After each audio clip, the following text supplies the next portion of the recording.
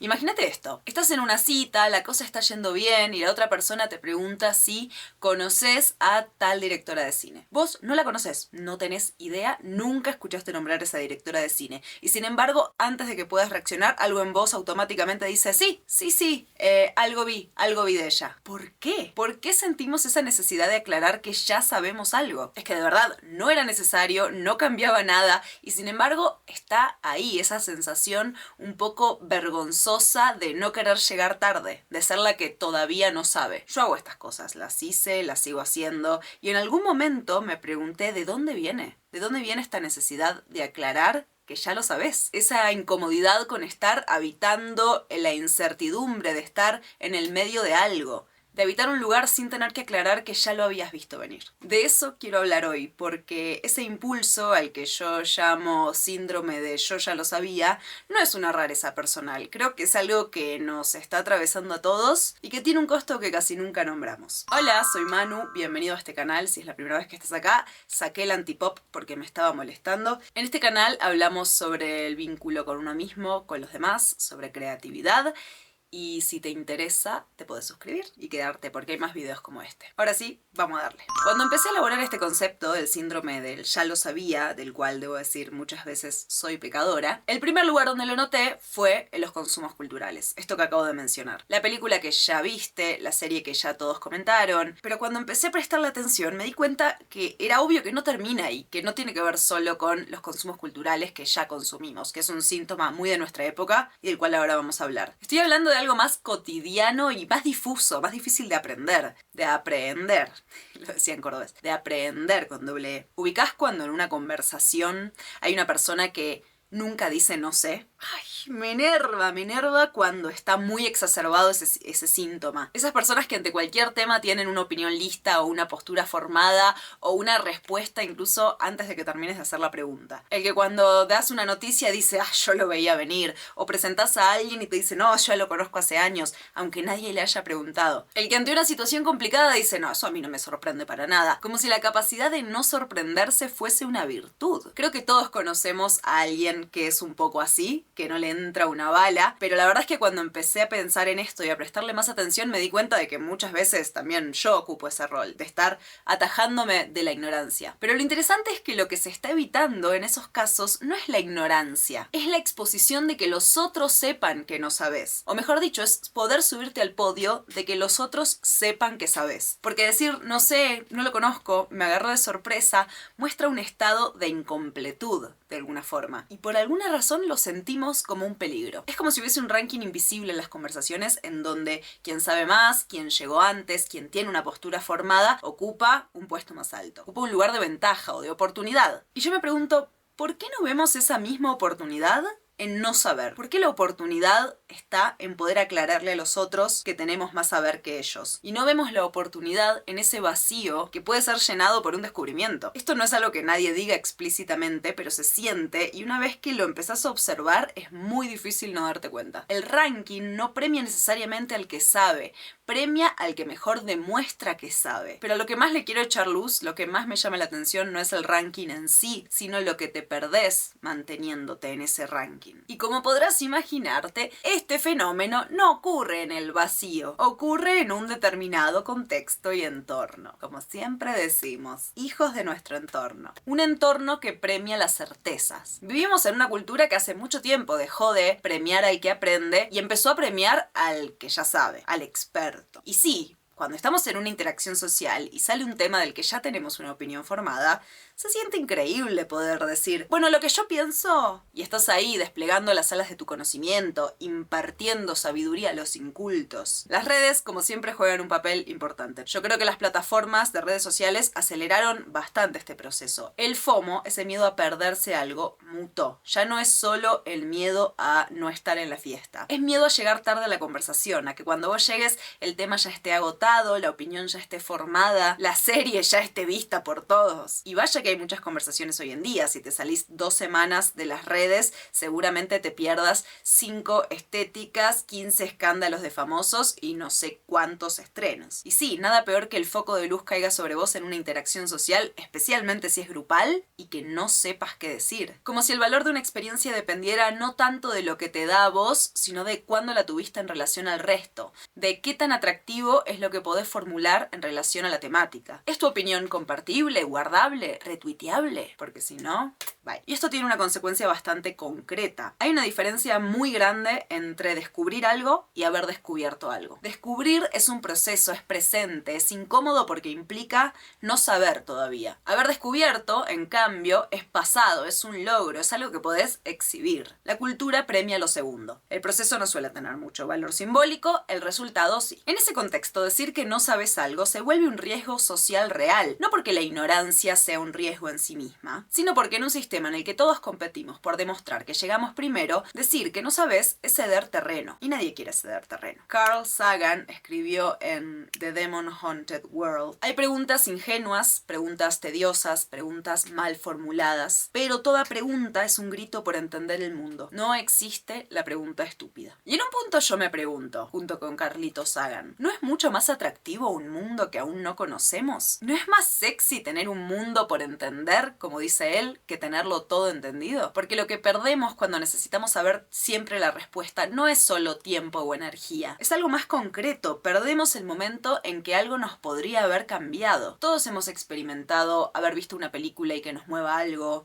o haber tenido una conversación que nos abre una puerta de nuestro propio conocimiento, o un libro que te encuentra justo ahí donde lo necesitabas. Y todo eso requiere una condición que es no saber lo que vas a encontrar, estar permeable, y decir que ya lo sabes te pone una coraza a lo nuevo. Vivimos en una cultura saturada de opiniones y de certezas, donde cada vez hay menos espacio para el pensamiento en proceso. Opinar rápido vale más que pensar despacio, y la duda, que es el origen, yo creo, de cualquier idea interesante, se disimula o se esconde porque parece debilidad. Y lo que me pregunto y me preocupa es qué tipo de conversaciones produce esto. ¿Cuántas ideas nunca salieron a la luz porque la persona tenía miedo de demostrar que estaba llegando tarde a la conversación? Si no nos queremos perder la oportunidad de estar permeables ante las cosas nuevas que la vida nos presenta, tenemos que entrenar nuestra capacidad de estar cómodos en la incertidumbre. Los cambios tecnológicos vividos en los últimos años impactaron nuestra capacidad de habitar el no saber. Y no hablo solo de las redes sociales,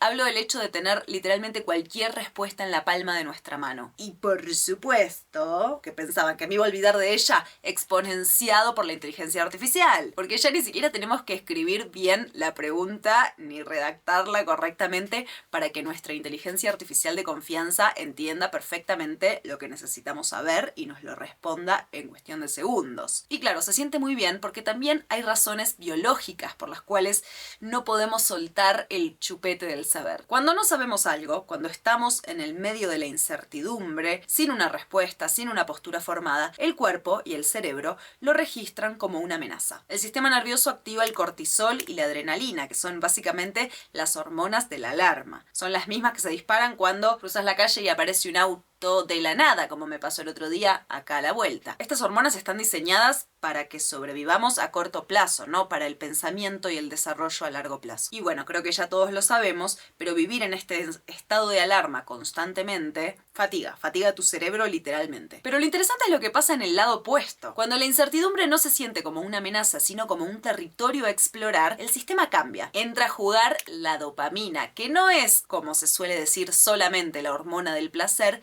sino la hormona de la curiosidad. Es la que te recompensa por el proceso de descubrir, no solo por el resultado. Es la hormona que mueve a un chico que juega, a un científico que investiga, o a cualquier persona que se interesa en algo sin saber a dónde va a llegar. Y la diferencia entre esos dos estados no es menor. Uno te hace buscar la respuesta para cerrar ese estado de incomodidad, y la otra te hace buscar la respuesta porque el proceso en sí tiene valor y tiene una recompensa a nivel químico. Hay un concepto con el que me crucé mientras armaba este video, que es el de entropía, que es usado en la psicología para nombrar un sistema o la capacidad de un sistema de mantenerse flexible, de poder adaptarse sin romperse. Por ejemplo, los animales salvajes o los niños pequeños, no que quiera comparar las dos criaturas, pero los niños salvajes y Los niños salvajes y los animales pequeños. Vuelvo. Los animales salvajes y los niños pequeños comparten esta capacidad de entropía, porque sus sistemas nerviosos están abiertos, se están recalibrando constantemente. La domesticación de los animales y la adultez en los humanos reducen la entropía, porque nos volvemos más ordenados, más eficientes, más controlados. Y esto tiene ventajas, obviamente, pero también tiene un costo silencioso, que es que nos volvemos adictos a la sensación de saber, de sentir que lo tenemos bajo control, de no ser sorprendidos. Y esta adicción es real y como toda adicción, organiza el comportamiento alrededor de no sufrir la abstinencia. En este caso, la abstinencia de certezas. Entonces, cuando en una conversación alguien te dice, ah, sí, yo a esa persona la conozco hace un montón, aunque nadie le preguntó, o yo cuando en una cita digo, ah, sí, vi un par de películas de esa directora, aunque no la conozco, no es solamente un acto de vanidad. Es el sistema nervioso buscando la posición más cómoda posible, la posición que evita la exposición y que reduce la alarma. El problema de tener una posición tan segura, de tanta certeza, es que te aleja del proceso. Y el proceso, para mí, es donde pasan las cosas más interesantes. Hay algo que quiero rescatar antes de cerrar, porque si no este video termina en un pronóstico sin salida,